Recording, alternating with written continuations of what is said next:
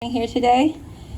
Again, I want to allow a moment of silence to mourn the loss of the eight people, who were shot to death in Atlanta, Georgia, last Tuesday, and also to those who have been harmed by racist and gendered violence.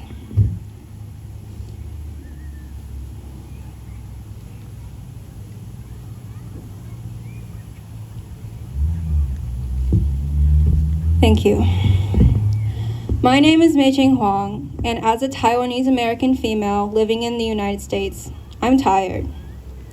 It's a mental exhaustion that's been hurting me for so many years deep in the back of my mind. It rages behind the mask I wear to school every day, barely concealed as I solve for X and answer questions about American literature. This exhaustion was brought on by the onslaught of racism and violence in our community who has experienced this since we have set foot on American soil.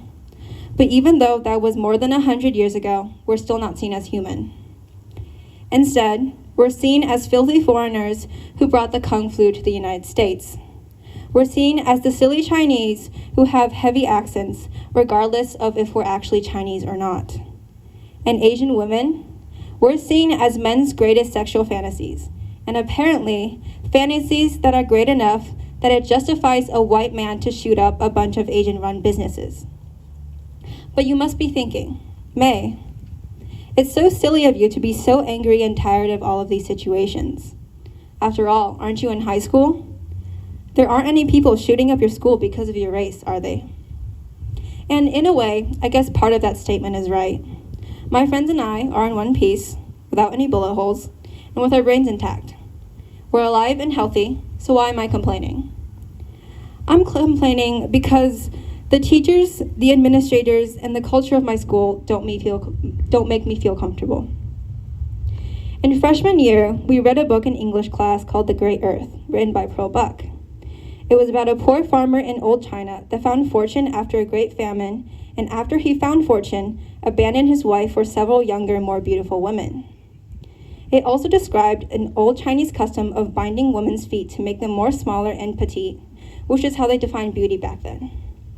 And to some extent, I was grateful that this book taught my classmates and me about some parts of Asian history that were completely missing from our world history class, which almost entirely focused on European history. But one day, before we were dismissed from class, a classmate came up to my friends who were also Asian and said that he wanted to take all three of them to prom and form a harem with them. However, he didn't stop there. He then said to my friends, the people I love, who I hang out with, and that I care for, that they would look, and I quote, cuter with bound feet. Now, it wasn't these comments that made me furious. It wasn't the outward racism and xenophobia that made me angry. It was that my teacher was standing by as the entire situation happened right in front of her. She just stood there. She heard everything, judging by the looks on her face, but she didn't say anything other than that could be possible. You could take them to prom. She didn't confront the student, didn't ask if they were okay, my friends were okay, and just stood there and watched as my friends were being harassed by this immature high school boy.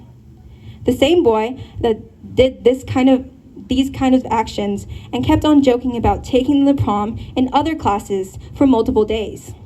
He even brought it over to sophomore year, long after we had finished reading the book. And these types of comments didn't stop there, but didn't start there either. There were other questions from my classmates, like, where are you really from? And why didn't you get an A on that history test? They were repeated time and time again until I was too tired to even to attempt to correct their ignorance. The people of this community did not pay their teachers and administrators to have their child discriminated against. My parents did not move me across the country in this predominantly white town to have me fight for the right to be myself. For so long, I have brushed off these microaggressions from my peers and tried to tell them that they were wrong, that not all Asians have good grades, we're not all foreigners, and that not all of us make 6 figures a year, despite statistics saying that Asians are the highest paid minority. There is a disease at GL. It dirties our halls, our gyms, our classrooms. It spoils the air in the cafeteria and crumbles the ground in our parking lots. And that disease is ignorance. Why do I have to educate my peers? Why am I left with the burden of telling them that racial stereotypes are harmful and untrue? Why do I have to deal with their laughter when they tell me that I'm being too uptight, too dramatic, as I become upset with their discrimination? Why are my peers and my teachers tolerating this kind of discrimination that I face? That my Asian friends face, that my Black friends face, that my LGBTQ friends face, that every minority faces? Shouldn't these be the things that parents teach their child at home? Shouldn't these be the things that they learn at school? Shouldn't they have learned before that these actions are hurtful and wrong? Yes, parenting is difficult, and perhaps I'm overstepping my place because I do not know what it's like to be one. I am not a parent, and I'm not sure if I ever will be. But these are the basics of being a decent human being: respecting others, humanizing your peers, seeing everyone as human regardless of their background, their ethnicity, their gender orientation, their sexuality. Aren't these the things that make a good member of society? But to know how to respect others, you have to educate yourself. White allies, it is not enough for you to post about stopping AAPI hate on your social media platforms. It is not enough for you to tell your friends and family about it at the dinner table, then never bring it up again. That's just the bare minimum. You should be doing those things, and you don't get a gold star if you are. Educate yourself. Learn about us, learn from us, know us.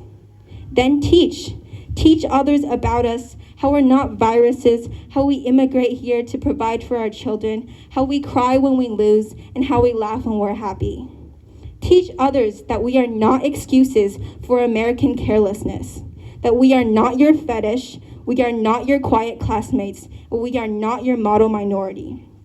Teach them that we are American, Americans who will not tolerate any form of discrimination in this land of the free. Do not ignore us. We will be heard. Thank you.